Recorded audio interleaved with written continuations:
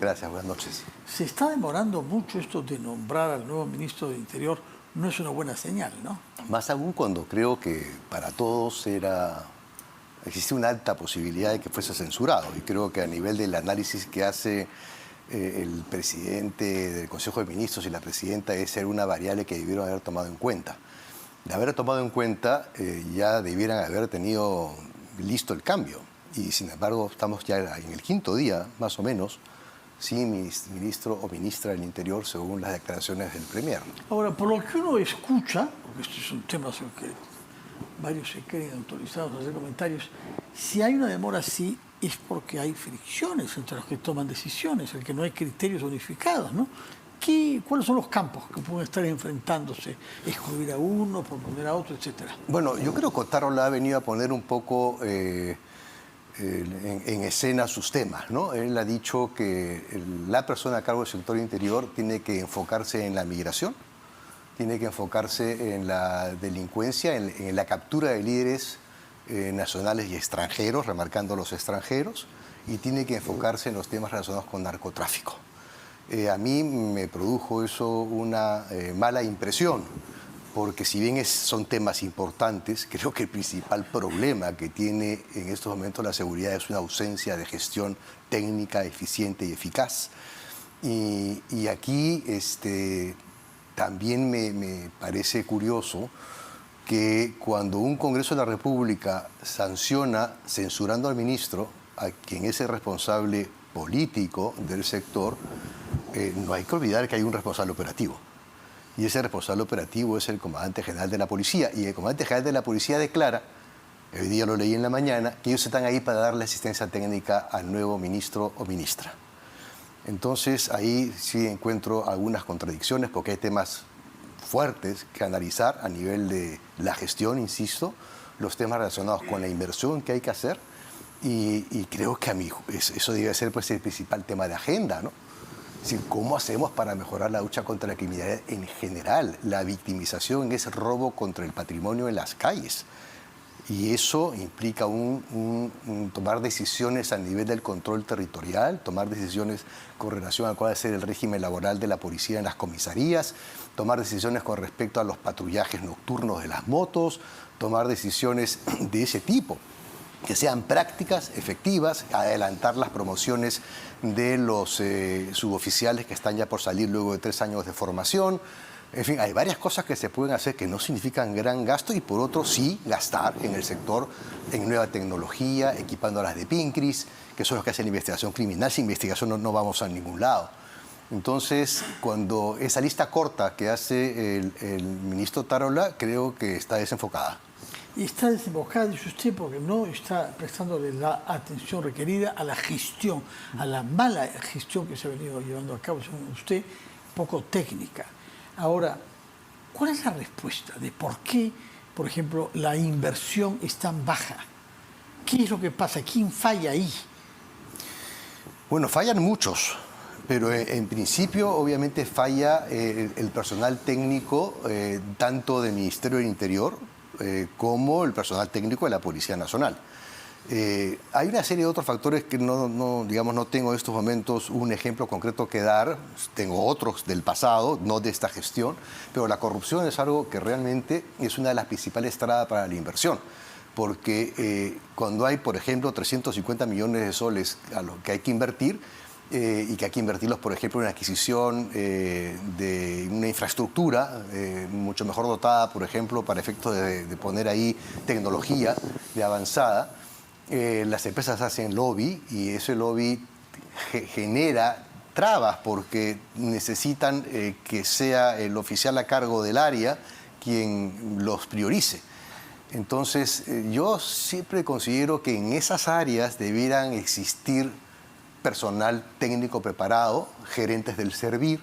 Ajenos a la institución policial. Ajenos a la institución policial. Ese es mi punto de vista. ¿Se ha hecho? No Nunca, se ha hecho. Nunca. No, sí se ha hecho porque nosotros, por ejemplo, cuando estuvimos en la gestión, lo que hicimos fue traer todas las adquisiciones al ministerio, y la policía era el campo técnico, pero no se hacía cargo de la compra. Nosotros pusimos gerentes públicos. ¿Y cuándo cambió eso? Eso cambió ahí al poco tiempo, en el 2018. Ahí cambió y ahí se ha seguido porque se ha policializado totalmente el sector interior. No hay más que mirar el ministro policía, el viceministro de Seguridad Pública policía, el viceministro de Investigación Criminal policía y así. Aparte del comandante general, obviamente, policía. Entonces, hay una estructura absolutamente policial y que no permite que no ha sido un balance. suficiente, porque han habido civiles que han sido ministros y creo además ministros apreciados por la policía. Sí, ¿no? ya hace mucho tiempo que... No, Mariano González, ¿no? Bueno, estuvo muy poco tiempo, Pero fue nombrado. Sí, sí, claro. Y hubo otros ministros civiles Sí, bajo Pedro Castillo. Y bajo la señora Boluarte, que no han habido ministros civiles. Sí, pero hay que recordar también, por ejemplo, estuvo también con Castillo el ex Guillén, el ex fiscal, que fue el que destapó, ¿no? el problema de la compra de los cargos para ser general de la Policía Nacional. Que por cierto ahí eso sigue como que olvidado, ¿no? Hay que hacer mucha memoria de muchos casos. Yo hablo de la corrupción porque es uno de los temas que creo yo que están ahí a la base de aquello que demora la inversión. Hay otros más, hay desconocimiento también de las normas de gestión pública, que toma tiempo para aprenderlas cuando hay cambios en los equipos, ¿no? La señora Norma Yarro, la congresista, ha pedido que el ministro del Interior no sea digitado por el premier Otárola. Naturalmente no está en los secretos de la congresista Yarro, pero ¿qué puede querer decir esta frase tan civilina? ¿Ah? Bueno, el ministro del Interior va a tener que ser elegido propuesto por el premier y elegido por la presidenta. Cuando la congresista habla de digitado, creo que lo que está queriendo decirnos a todos es que es una persona que solamente va a hacer aquello que el premier le indique o que la presidenta le indique. Lo que estaría diciendo es lo que comenzó diciendo usted, más o menos, porque sí, habló de los tres temas que ha priorizado Otárola, claro, que corresponden a su propia carrera. Corresponde a la gestión pública y corresponde a la gestión técnica, la que debe primar en estos casos, sobre la decisión política. Sin duda, y es uno de los aspectos centrales a mi modo de ver, que también debe tener una visión política el ministro del Interior, porque es un cargo evidentemente político. Él tiene que dialogar muchísimo, no solamente con los parlamentarios, sino con los gobiernos regionales, los gobiernos subnacionales, locales. El diálogo debe ser tremendamente fluido porque ahí es donde está el Sistema Nacional de Seguridad Ciudadana. El Sistema Nacional de Seguridad Ciudadana, él es parte del CONASEC, como ministro de Estado, como ministra de Estado, dependiendo de quién vaya a ocupar el cargo. Pero luego él tiene que coordinar con absolutamente una gama bastante grande del sector político que está a cargo de los gobiernos. De acuerdo. Ahora, hay como un tema tabú. Usted ha mencionado el régimen laboral de las comisarías. Sí. Pero no el régimen laboral general de la policía. Lo que pasa es que estamos con ese sistema 24 por 24 que es... A ver, hay como 10 modalidades de trabajo en la policía. Ya. Si no son más, ¿ah? ¿No? Entonces hay 24 por 24, hay 72 por 24, hay horario de oficina regular, en ciertas ¿cómo se llama? Hay gente que no trabaja ni sábado ni domingo. El patrullaje de motocicletas solamente se hace en 2 turnos que van de 7 a 11 de la noche. En fin, hay diversas modalidades, pero lo que debe empezar a componerse es que no se puede tener en la policía de orden y seguridad, un poco haciendo mención a lo que mencionaba el exministro Romero, que es básicamente proyecto fracasado. Pero esa es la policía de las comisarías, es la policía que es la que tiene que estar en la ciudad poniendo el orden y haciendo dominio territorial. Entonces, para poder tener dominio territorial, por ejemplo, con los 45.000 policías de la comisaría, por decir una cifra, no se puede tener un régimen de 24 por 24. En primer lugar, porque estamos teniendo solamente la mitad de lo que dice el número, y en segundo lugar, porque esa mitad va a trabajar al menos también la mitad, es decir, una sola cuarta parte. Entonces, si tuviésemos 40.000 policías, tendríamos en la práctica 10.000. Solo 10.000. Esto es una ficción, y no podemos seguir viendo la ficción. Ahora, nadie se atreve a mencionar ese tema, ¿no? Muy pocos, parece que es un tabú. Caso. Sí, es un tabú porque lo que pasa es que eso, insisto, o sea, eso implica una inversión, ese choque económico en seguridad debe partir por ahí, porque obviamente implica tener más gente trabajando en esas unidades de las comisarías en turnos de 8 horas, 3 turnos al día, o en su defecto hay otro sistema que es el servicio franco-retén, pero tendríamos igual que elevar el número de la función policial en las comisarías. Y lo mismo en el caso de las investigación criminal, porque es el contrapeso, es decir, por aquí hacemos control territorial, pero tenemos también que fortalecer mucho la investigación criminal, esos que se conocen como las de Pincris. Son aquellos que reciben las denuncias y los que tienen que investigar quiénes están detrás de los robos de celulares, de delitos contra el patrimonio, en fin, un sinnúmero de delitos que están en el Código Penal. La primera capa de investigación son las policías que están asociadas a una zona territorial específica. Cuando hay delitos más grandes o muy, digamos, de autoridad pública, eso va arriba, ¿no? A la DIRINCRI. Y es ahí tenemos ya otros cargos que se hacen, digamos, empiezan a trabajar en el tema. Hay quienes sostienen que el error que se ha cometido es de imponer un estado de emergencia en algunos distritos sin movilizar a la Fuerza Armada. No, el error no es ese. El error es poner un estado de emergencia sin la correspondiente evaluación técnica. Un estado de emergencia debe responder a un análisis y a un plan de operaciones en donde se establece que en determinada zona de ámbito territorial, que es donde se va a declarar la emergencia, hay ciertas situaciones que ya han sido investigadas y que yo quiero abordar. Bueno, es lo que dicen que han hecho para los dos primeros distritos de Lima que fueron sometidos a este régimen. Yo lo pongo en duda, San Juan de con Lurigancho toda y San Martín franqueza, de Porres, que como por casualidad son los más poblados. Sí, pero yo lo pongo en duda porque esto ocurrió como una reacción política de la presidenta de Estados Unidos después de que ocurrió el lanzamiento de la granada en la discoteca. Y eso fue una reacción inmediata. Y eso quedó claro porque obviamente el propio ministro de Interior decía esa mañana antes de que declaren la emergencia que él decía que no había necesidad de declarar ningún estado de emergencia. O sea, allá hay una inconsistencia, pero por horas. Entonces, esa inconsistencia no se resuelve con un plan bien pensado, bien estructurado, cuando sabemos además que si hubiésemos tenido ya ese plan con anticipación, no tendríamos todavía en estos momentos en San Juan de Lurigancho la peligrosidad y la victimización que aún sigue existiendo. Por otra parte, lo de la Fuerza Armada no le convence. ¿Le parece? ¿Ah? No, la verdad es que para mí las Fuerzas Armadas, en primer lugar, la idea de la Fuerza Armada básicamente está asociada a temas de orden público en situaciones, por ejemplo, del COVID, cuando había que manejar un distanciamiento social. Ya hemos visto lo que ha pasado con grandes conflictos sociales. La presencia de las Fuerzas Armadas a veces ha sido una solución y a veces ha sido un problema. ¿Por qué problema? Porque ellos están acostumbrados a ejecutar órdenes y a disparar su armamento cuando sienten que puede existir un peligro que les atañe, porque eso es lo que dice la norma. Entonces, y cuando no tienes un interlocutor al frente, a alguien asociado, a un líder con el cual uno se puede sentar en la mesa a conversar y a dialogar sobre digamos, el pliego de demandas, y si no lo que tienes es un proceso autoconvocado, entonces no hay diálogo posible. Lo que va a ocurrir es justamente la develación de cualquier levantamiento con el uso de la fuerza sin mediación alguna. Entonces, las Fuerzas Armadas en un estado de emergencia, ¿qué rol cumple? Es simplemente el de liberar policías que puedan estar haciendo otro tipo de funciones para que se concentren en el accionar, digamos, de la lucha contra la delincuencia. Pero eso tampoco lo hemos visto.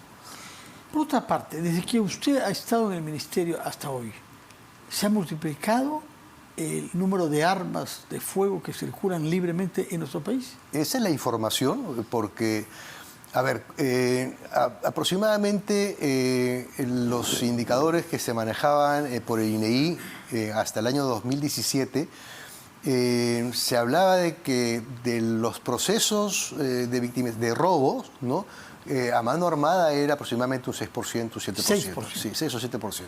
En estos momentos, de todos los eventos de robo, que ya se han elevado en ciudades con más de 20.000 habitantes, o sea, las grandes ciudades más todavía, la victimización llega casi a 1/3 de la población, a nivel digamos, nacional. Y de esa victimización, de ese 33% de victimización, el 18% es con arma de fuego. Por lo tanto, ¿Cuál es el origen de esas armas de fuego? Bueno, yo creo que hay un origen múltiple y diverso. Está el sistema del alquiler de las armas de fuego. ¿A quién se le puede alquilar un arma de fuego? Como lo reconoció el propio comandante general de la policía, la propia policía. O sea que hay agentes policiales que hay agentes policiales que alquilan su armamento. Y también hay una motivo de expulsión de la policía. Claro, y hay una pobre selección también en el ingreso a las escuelas policiales.